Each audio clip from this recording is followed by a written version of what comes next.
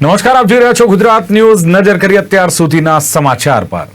અને સમાચારની શરૂઆતમાં વાત કરીએ તો 31 ડિસેમ્બર એટલે ઇંગ્લિશ વર્ષનો આમ તો છેલ્લો દિવસ, અને સૌ કોઈ આ દિવસને યાદગાર બનાવવા માટે 31 ડિસેમ્બરની રાત્રે બરાબર 12 વાગે ડીજેના તાલે નાચગાન કરી ઉત્સાહપૂર્વક ઉજવણી સાથે ગત વર્ષને ગુડ બાય તો આવનારા નવા વર્ષને વેલકમ કરતા હોય છે. તો વળી કેટલાક તો કેફી પીણું પીને નશો પણ કરતા હોય છે. ત્યારે 31 ડિસેમ્બરને લઈને નર્મદા પોલીસ હાલ સજાગ થઈ છે અને દારૂની ઘૂસણખોરીને અટકાવવાના પ્રયાસો થઈ રહ્યા છે. નર્મદા પોલીસે મહારાષ્ટ્રથી ગુજરાતમાં લવાતો મોટા પાયે દારૂનો જથ્થો પકડી પાડવા હાલ તો તજવીજ હાથ ધરી છે. તો બીજી બાજુ બુટલેગરોમાં પણ પોલીસની આ કામગીરીથી ફફડાટ ફેલાયો છે.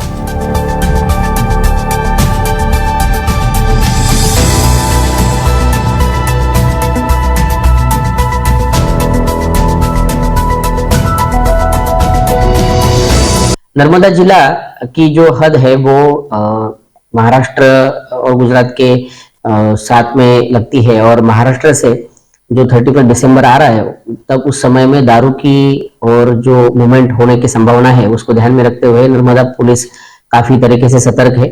पिछले कुछ दिनों से हमने पेट्रोलिंग और नाका भी बढ़ा दिए हैं, और पिछले 8-10 दिन में हमारे काफी अच्छे खासे सीजर भी हुए. आने वाले 4 से 5 दिन में और खास करके 30 और 31 तारीख को पूरे जिले भर में अलग अलग जगह 15 से 20 जगह पे नाके लगा रहे हम, और 200 से 300 पुलिस फोर्स इस नाका पॉइंट्स के ऊपर चेकिंग करेगी. हमारा खास करके ध्यान जो रहेगा वो जो लिकर की इलीगल मूवमेंट है वो ड्रंक एंड ड्राइव जो करते हैं उनके ऊपर खास करके, क्योंकि उससे एक्सीडेंट की संभावना भी बढ़ती है और ये गुनाह भी है. और अन्य भी कोई गैर कायदेसर प्रवृत्ति इस समय में ना हो और लोग शांति से अपने नए साल का सेलिब्रेशन कर पाए, इसके लिए नर्मदा जिला पुलिस काफी सतर्क है और इसके लिए हम काम भी कर रहे हैं. पिछले 10 दिन में हमने 2 बड़े लिकर के सीजर किए हैं डेडियापाड़ा और सागबारा विस्तार में, जहां पे हमने 2 बड़े ट्रक लिकर के पकड़े, और इसके अलावा भी छोटी गाड़ियों में भी मीडियम साइज के सीजर डेडियापाड़ा, गरुड़ेश्वर और तिलकवाड़ा में हुए हैं.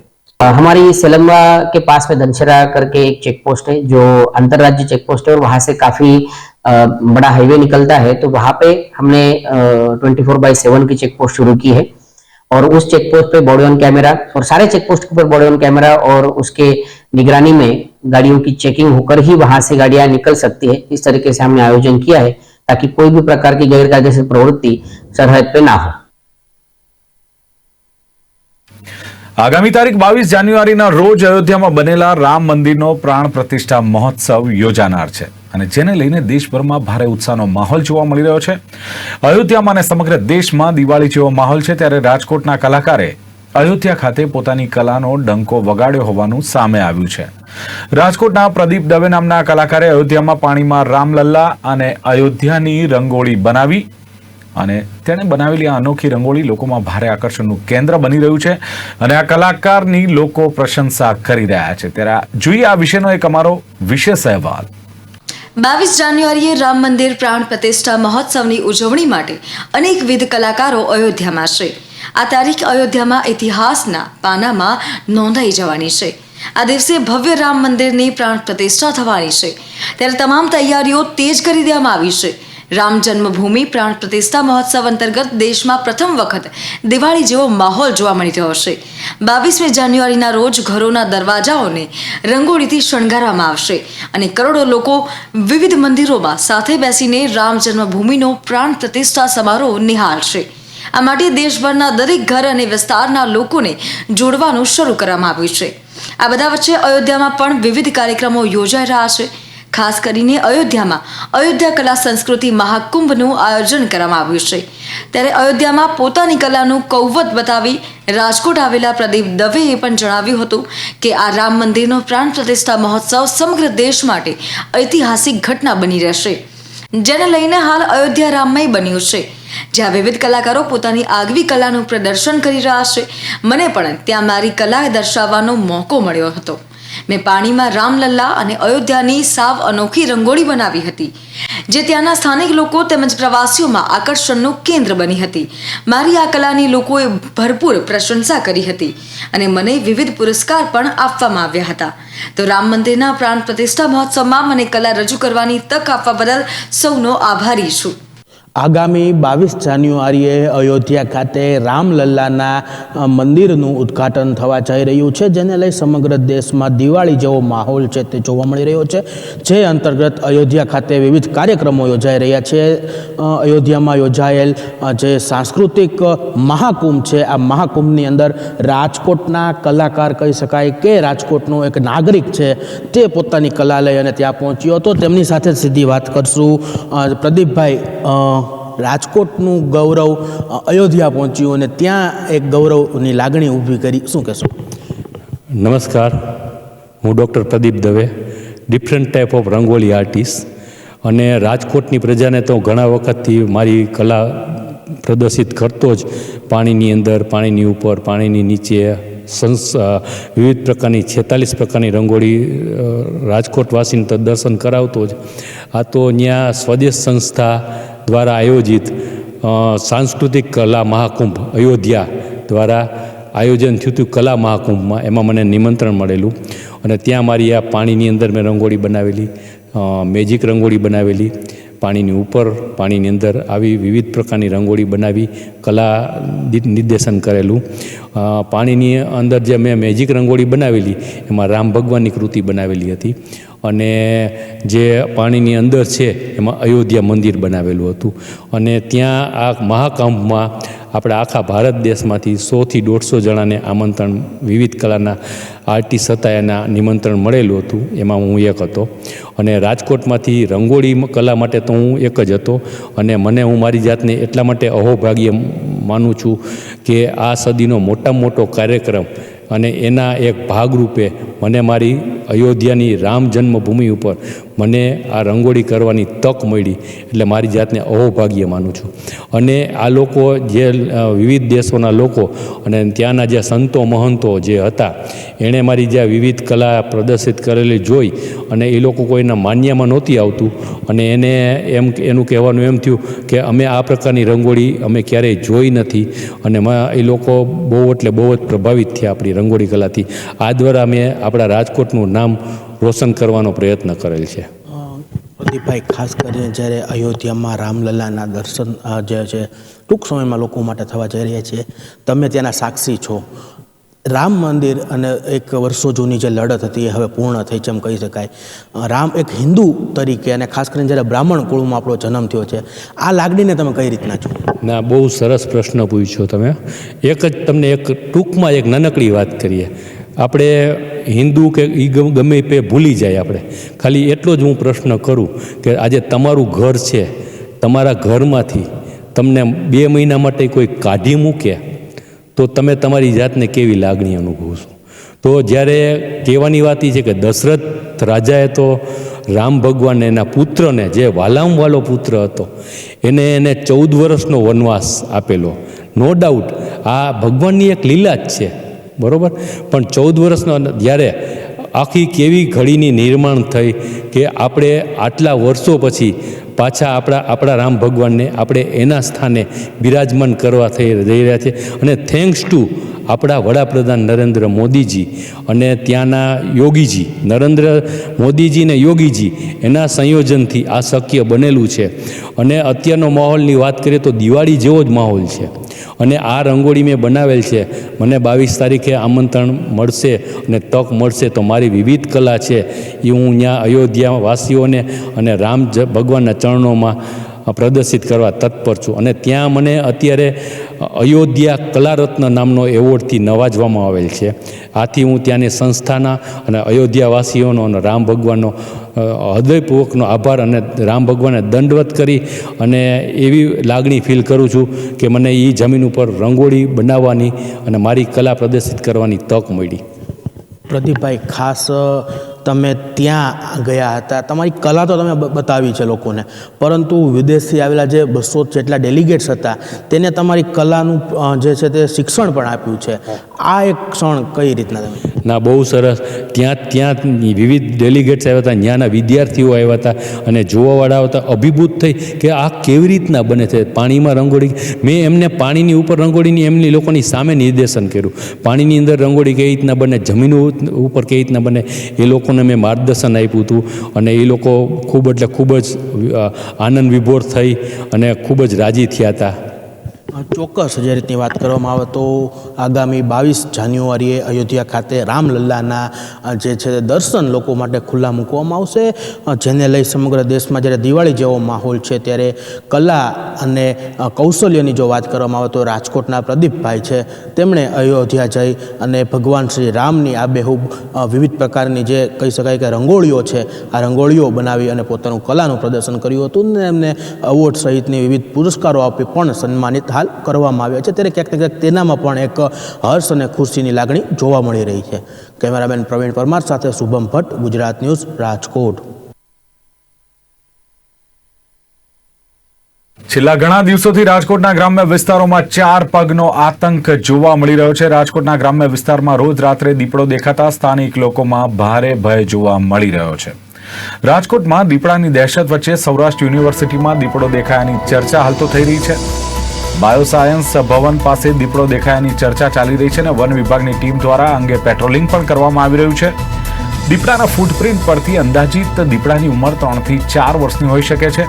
ત્યારે વન વિભાગ દ્વારા દીપડાને પકડવા માટે પાંજરું મૂકવામાં આવ્યું છે તથા વિદ્યાર્થીઓને પણ સાવચેત રહેવા અને કામ વગર બહાર ન નીકળવા માટેની સૂચના અપાઈ છે.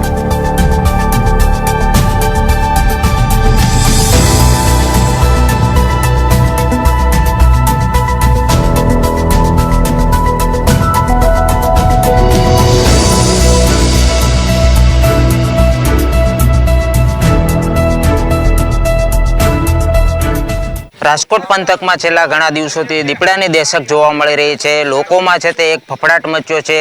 વાત કરવામાં આવે તો જે એ અલગ અલગ ગામોમાં છે તે દીપડો દેખાવાની ઘટનાઓ સામે આવી છે. સૌપ્રથમ છે તે વાગુદડ ગામમાં દીપડો દેખાયો હતો, ત્યારબાદ છે તે મુંજકા ગામમાં દીપડો દેખાયો હતો સૌરાષ્ટ્ર યુનિવર્સિટીમાં, અને ત્યારબાદ છે તે એ કણકોટમાં આ દીપડો દેખાયની ઘટના સામે આવી હતી. ત્યારે વધુ એક જે ઘટના સામે આવી છે કે જે સૌરાષ્ટ્ર યુનિવર્સિટીનો બાયો સાયન્સ ડિપાર્ટમેન્ટ આવેલો છે ત્યાં દીપડો જોવા મળ્યો હતો. આપ દ્રશ્યોમાં જોઈ શકો છો કે જે આ બગીચો આવ્યો છે બાયો સાયન્સનો, ત્યાં છે તે દીપડો દેખાવાની ચર્ચા સામે આવી હતી અને જે હાલ છે તે આ બગીચો છે તે બંધ કરવામાં આવ્યો છે, તાળા લગાવવામાં આવ્યા છે જેથી કરી અને વિદ્યાર્થીઓને કોઈ પણ પ્રકારની જાનહાનિ ન થાય તે માટે છે વન વિભાગ દ્વારા બગીચો બંધ કરવામાં આવ્યો છે. અને જે દીપડો દેખાવાના કારણે છે તે ગ્રામ્યજનોમાં તો ડર ફેલાયો હતો, પરંતુ જે હાલ સૌરાષ્ટ્ર યુનિવર્સિટીમાં દીપડો દેખાવાની ઘટના સામે આવી છે જેના કારણે વિદ્યાર્થીઓમાં પણ એક ભય બેઠો છે અને જે હાલ બગીચો છે તે બંધ કરવામાં આવ્યો છે. વન વિભાગ દ્વારા છે તે પોતાની તકેદારીના ભાગરૂપે છે તે કામગીરી કરી રહી છે. અને વાત કરવામાં આવે તો જે સૌરાષ્ટ્ર યુનિવર્સિટીના બાયો સાયન્સ ભવન છે ત્યાં છે તે દીપડો દેખાવાની ઘટના સામે આવી છે. એ વિદ્યાર્થીઓમાં છે તે ડર જોવા મળી રહ્યો છે. અને ખાસ કરીને વાત કરવામાં આવે છે એ બાયો સાયન્સનો જે માર્ગ છે તે બંધ કરવામાં આવ્યો છે. એ સિક્યુરિટી એજન્સી મૂકવામાં આવી છે. વન વિભાગ દ્વારા છે એ પાંજરાઓ પણ ગોઠવવામાં આવ્યા છે જેથી કરીને કોઈ પણ પ્રકારનો અનિચ્છનીય બનાવ ન બને તે માટે તકેદારીના ભાગરૂપે છે તે હાલ કામગીરી થઈ રહી છે. અને વાત કરવામાં આવે તો જે સૌરાષ્ટ્ર યુનિવર્સિટીના બાયો સાયન્સ ભવન પાસે છે તે દીપડો દેખાવાની ઘટના સામે આવી છે. એ અલગ અલગ ગામોમાં છે તે દીપડો જોવા મળી રહ્યો છે. ત્યારે એ વધુ એક છે તે સૌરાષ્ટ્ર યુનિવર્સિટીમાં દીપડો દેખાવાની ઘટના સામે આવી છે. આપણી સાથે વિદ્યાર્થી તેમની સાથે જ વાત કરીશું. ખાસ કરીને દીપડો દેખાવાની ચર્ચા ઉઠી છે, આપનામાં કેવો ડર જોવા મળે? ડરનો માહોલ છે, કારણ કે તમે અમારી ડિપાર્ટમેન્ટની આસપાસ દરેક જગ્યાએ જંગલ જેવું જ વાતાવરણ છે, એટલા માટે અહીંયા હોઈ શકે છે એવો થોડોક ડરનો માહોલ છે. અને કહેવાય ગઈકાલે વન વિભાગવાળા આવેલા પણ હતા, એવી ભાડ મળી હતી કે અહીંયા હોઈ શકે, એટલે પાંજરું પણ રાખેલું હતું અને શિકાર માટે બકરી પણ મૂકેલી હતી, પણ હજી આવ્યો નથી પાંજરામાં, શિકાર કરીને જતો રહ્યો છે એવી માહિતી આજ સવારે અમને મળેલી છે. અને ખાસ કરીને આ જંગલ વિસ્તાર કહી શકાય, કારણ કે બાયો સાયન્સ છે તે પાછળનો વિસ્તાર આવેલો છે. હાલ સુરક્ષા કેવી ગોઠવવામાં? સુરક્ષા પૂરતી છે. અમને લોકોને ડિપાર્ટમેન્ટની બહાર નીકળવાની પણ સખત મનાઈ છે કે કામ હોય તો જ તમારે બહાર નીકળવું, નહીં તો બહાર જવું નહીં. એટલે ચોખ્ખી સૂચના તો અમને બધી આપેલી જ છે અને તકેદારી અમે પૂરી રાખીએ છીએ સ્ટુડન્ટ્સ પણ. ચોક્કસપણે વાત કરવામાં આવે તો વિદ્યાર્થીઓને છે તે તકેદારીના ભાગરૂપે છે તે બહાર ન નીકળવા માટેની સૂચનાઓ આપવામાં આવી છે જેથી કરી અને કોઈ પણ પ્રકારનો અનિચ્છનીય બનાવ ન બને તે માટે એ તકેદારીના ભાગરૂપે છે તે વિદ્યાર્થીઓને સૂચન કરવામાં આવ્યું છે જેથી કરી અને કોઈ અનિચ્છનીય બનાવ ન બને. જે આ બગીચો આવેલો છે જે બગીચાને છે તે બંધ કરવામાં આવ્યો છે. જે દીપડો દેખાયો હતો, દીપડાના કારણે છે કોઈ અનિચ્છનીય બનાવ ન બને તે માટે છે તે તકેદારીના ભાગરૂપે છે તે હાલ દીપડાને પકડવા માટેની કામગીરી પણ હાથ ધરવામાં આવી છે. ત્યારે ત્યારે આપણી સાથે અહીંના સિક્યુરિટી એજન્સીના સ્ટાફ છે તેમની સાથે જ વાત કરીશું. ખાસ કરીને અહીંયા દીપડો દેખાવની ઘટના સામે આવી હતી, શું ચહેલ પહેલ હતી? કાલ 1:15ના અરસામાં દીપડાની મુવમેન્ટ હતી એવી આમ પબ્લિક દ્વારા અમને જાણકારી મળેલ છે અને સતત જે ફોરેસ્ટ ડિપાર્ટમેન્ટ છે તેની પણ હંમેશા મતલબ લાસ્ટ 4 દિવસથી જોઈએ આપણે તો એની પ્રક્રિયા ચાલુ જ છે અને એક પિંજરું પણ આપણે સૌરાષ્ટ્ર યુનિવર્સિટીના એરિયામાં મૂકેલું છે તો જલ્દીથી જલ્દી પકડાય અને આપણને કોઈને નુકસાન ન થાય એવો ફોરેસ્ટ ડિપાર્ટમેન્ટનો પણ પ્રયાસ છે. અને ખાસ કરીને બાયો સાયન્સ જે ભવન આવેલો છે ત્યાં કઈ રીતની સિક્યુરિટી ગોઠવવામાં આવી? હરેક જગ્યાએ અમારી સિક્યુરિટીને એ જ નિર્દેશ આપવામાં આવ્યો છે કે આમ પબ્લિકની જેટલી હરેક દિવસે જે મુવમેન્ટ થતી હતી એનાથી ઓછીમાં ઓછી થાય અને જે પણ આપણા વિદ્યાર્થી જે છે એને પણ ફાલતુ કામ વગર ડિપાર્ટમેન્ટની બહાર નહીં નીકળવાની સૂચના આપેલ છે.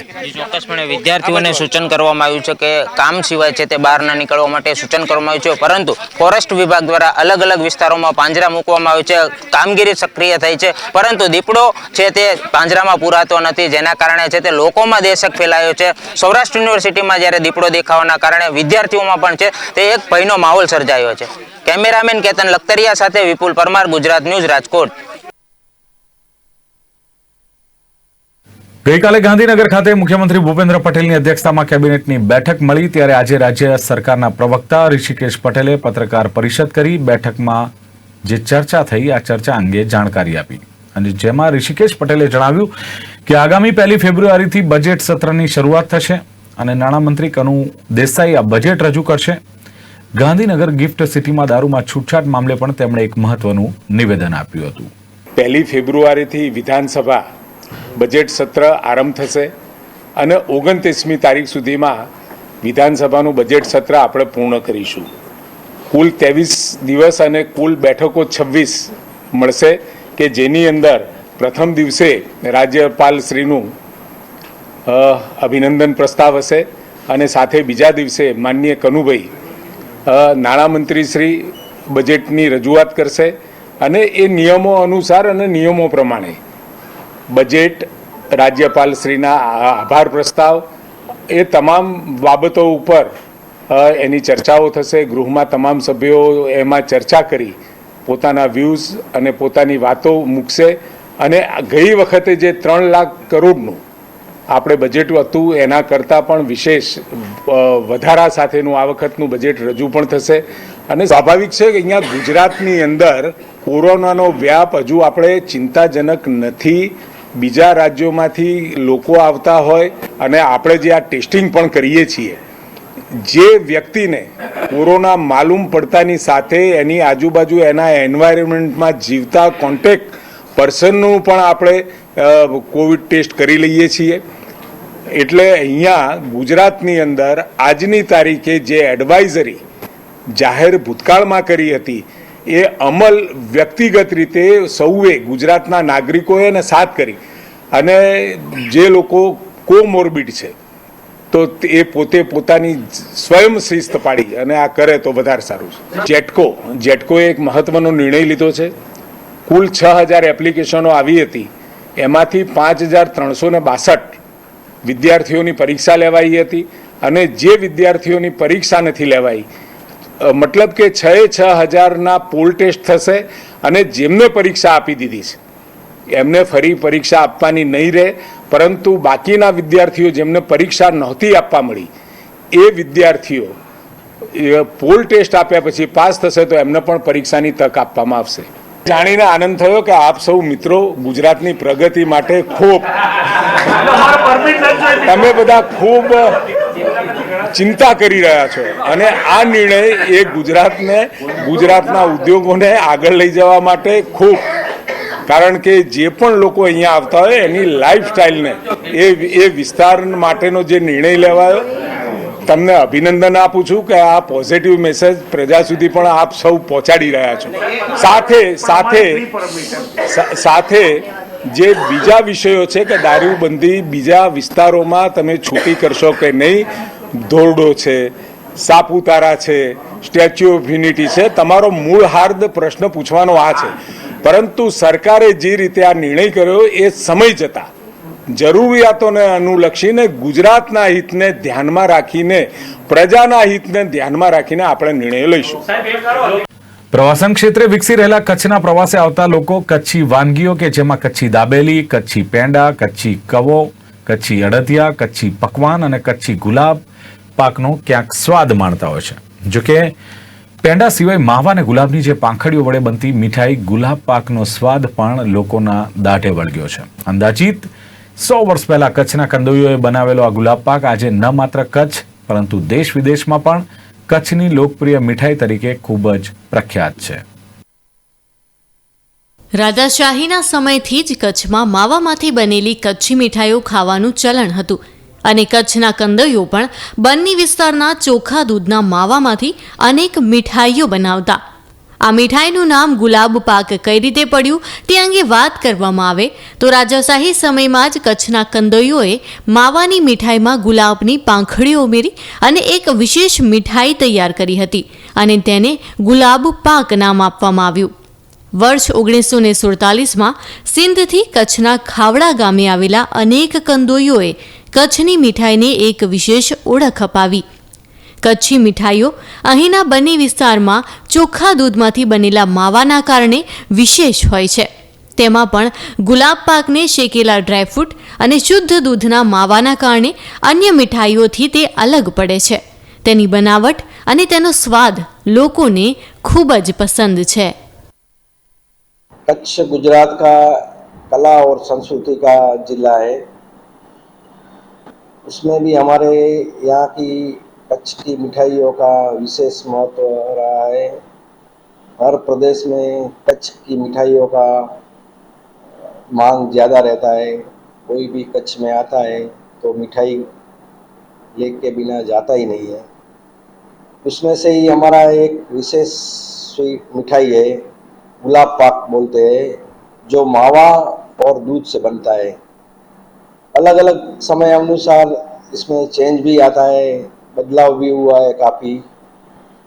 गुलाब पाक है वो 80 से 100 साल पुरानी मिठाई है और कच्छ की मौसम के हिसाब से ही उसको बनाया जाता है.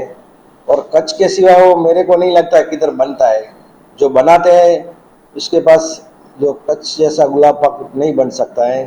ये हमारी विशेषता है. गुलाब पाक मावे से बनता है, दूध और मावे से बन रहा है. समय अनुसार इसमें फेरफार होता है. इसके बाद रोस्टेड गुलाब पाक भी बन रहा है, जो मावे को थोड़ा सेक के बनाया जा सकता है. उसका कलर थोड़ा ब्राउन रहता है. वो भी पेडी चेंज होता है तो मिठाई में भी थोड़ा बहुत बदल आता है. एक राजाशाही से पहले ये मिठाई बन रहा है और कच्छ में इसका बहुत डिमांड है. जो कच्छ के लोग हैं, जहाँ जहाँ भी कच्छ वाले रहते हैं वो गुलाब पाक को याद करते ही है और अपने जहाँ होते रहते हैं वहाँ हमारी ये मिठाई मंगवाते हैं. अभी समर में ये ज़्यादा चलता है. जो समर में गुलाब का अपना स्टमक को ठंडक देता है, इसलिए उसका वैज्ञानिक भी ये है, इसलिए वो कस्टमर हमारे काफ़ी मंगवाते हैं. ઉલ્લેખનીય છે કે અન્ય મીઠાઈઓ ફક્ત માવામાંથી બને છે, જ્યારે કચ્છી ગુલાબ પાક બનાવવા માટે માવા અને દૂધ બંનેનો ઉપયોગ થાય છે. ગુલાબ પાક બનાવવા માટે સૌપ્રથમ દૂધને ગરમ કરી તેમાં ખાંડ ઉમેરવામાં આવે છે. આ મીઠાઈને બનાવતા સમયે દૂધને પણ એટલી હદ સુધી ગરમ કરાય છે કે તે માવો ન બની જાય અને ત્યારબાદ તેમાં દૂધનો માવો ઉમેરવામાં આવે છે. ત્યારબાદ આ મિશ્રણને ત્યાં સુધી ગરમ કરવામાં આવે છે જ્યાં સુધી તેમાં દાણી ન પડે, કારણ કે ગુલાબ પાકની ઓળખાણ જ દાણીના કારણે છે. અંતે આ મિશ્રણમાં ગુલાબની સૂકાયેલી પાંદડીઓ મિક્સ કરવામાં આવે છે, જેથી માવામાં પણ ગુલાબનો મીઠો સ્વાદ આવે અને ત્યારબાદ તેને ફ્રીઝ કરતા ગુલાબ પાક તૈયાર થઈ જાય છે. ગુલાબ પાકની શોધને આજે લગભગ 100 વર્ષ થઈ ગયા છે અને આ એક સદીમાં આ મીઠાઈના ચાહકોની સંખ્યા સતત વધી રહી છે અને લોકો કચ્છના રહેતા સગા સંબંધીઓ પાસેથી આ મીઠાઈ મંગાવે છે. માવામાંથી બનતા આ ગુલાબ પાકમાં સમય જતાં અનેક ફેરફારો પણ આવ્યા અને દૂધના માવાને શેકી રોસ્ટેડ ગુલાબ પાક પણ આજે લોકોનો મનપસંદ બન્યો છે. તો પ્રીમિયમ ગુલાબ પાક તરીકે હવે શાહી ગુલાબ પણ બજારમાં આવ્યું છે, જેમાં ગુલાબ પાક લાંબો સમય સુધી ટકી રહે છે અને 45થી 50 દિવસ સુધી તે બગડતો નથી. અને તે કારણે જ હવે કચ્છની આ વિશેષ મીઠાઈ ગુલાબ પાક શાહી ગુલાબ તરીકે વિદેશમાં પણ પહોંચી રહી છે. કચ્છના ગુલાબ પાક જ્યાં બને છે કચ્છમાં એના દૂધની એક મોટી વિશેષતા છે. અહીંયાનું દૂધ જ શુદ્ધ આવે અને એનામાંથી બનતું માવો છે એ પણ શુદ્ધ હોય છે. એના કારણે ગુલાબ પાક જ્યારે બને છે ત્યારે એનું ટેસ્ટ ઇન્હેન્સ થાય છે અને એનામાં પડતું ડ્રાયફ્રૂટ છે, ગુલાબની પાંદડીઓ છે, એના કારણે પણ એની વિશેષતા ઘણી આવે છે. ટુરિસ્ટ સિઝનમાં પણ ટુરિસ્ટ ઘણી માંગ કરે ગુલાબ પાકની. શરૂઆતમાં ગુલાબ પાક ફક્ત માવા અને દૂધમાંથી બનતું હતું, પરંતુ સમયની સાથે ગુલાબ પાકમાં પણ વેરાયટી લાવવામાં આવી છે. મુખ્ય ગુલાબ પાકમાં વિશેષ સ્વાદ આપવા તેમાં શેકેલા માવાના પેંડાની જેમ રોસ્ટેડ ગુલાબ પાક બનાવવામાં આવ્યું છે કે જે ભૂરા રંગનું હોય છે. ત્યારબાદ હવે ગુલાબ પાકને લાંબા સમય સુધી ટકાવવા શાહી ગુલાબ લાવવામાં આવ્યું છે કે જેમાં શેકેલા ડ્રાયફ્રૂટના ટુકડા અને ગુલાબની શેકેલી સૂકી પાંદડીઓનો અદ્ભુત સ્વાદ હોય છે. કચ્છના દૂધ અને માવાની ગુણવત્તા તો વિશેષ છે અને તે જ કારણે અહીંની મીઠાઈઓ પણ ઘણી વિશેષ બને છે.